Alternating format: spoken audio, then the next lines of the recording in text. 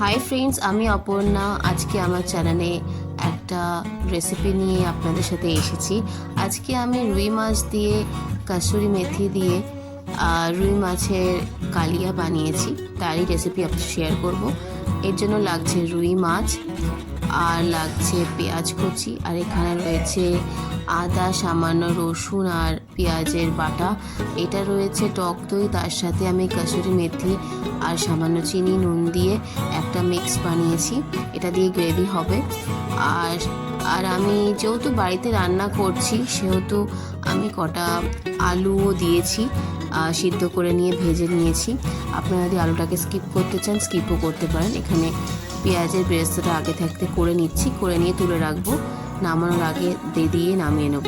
এবার এখানে যে আদার্স ইনগ্রিডিয়েন্টসগুলো রয়েছে মাস্টার্ড অয়েলে, এই ইনগ্রিডিয়েন্টসগুলো দিয়ে নিচ্ছি। এখানে সামান্য রসুন বাটা, আদা বাটা, পেঁয়াজ বাটা ছিল, এটাকে ভালো করে কষিয়ে নিই। এবার এর মধ্যে যে মিশ্রণটা দিলাম সেটা হচ্ছে এলাচ আর দারচিনিটাকে একটুখানি জল দিয়ে ভিজিয়ে রেখে ওটাকে আমি গ্রাইন্ডারে ভালো করে পেস্ট করে নিয়েছিলাম। জাস্ট সামান্য একটুখানি ব্লেন্ড করে ওটা দিয়ে দিয়েছি এই ইনগ্রিডিয়েন্টের সাথে।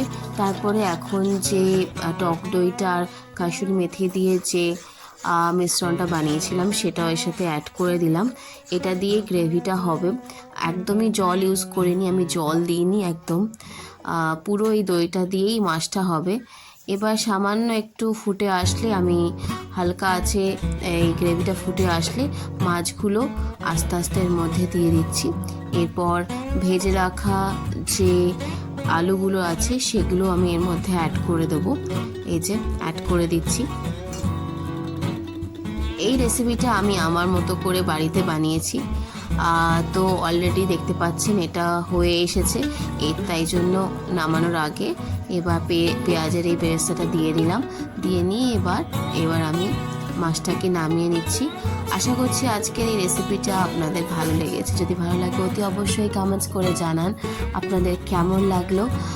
আর যদি আপনি নতুন থাকেন এই চ্যানেলে, অতি অবশ্যই আমার চ্যানেলটা সাবস্ক্রাইব করতে ভুলবেন না। So thank you so much for watching my channel. আর অতি অবশ্যই বাড়িতে বানিয়ে জানাবেন আপনাদের আজকের এই রেসিপিটা কেমন লাগলো।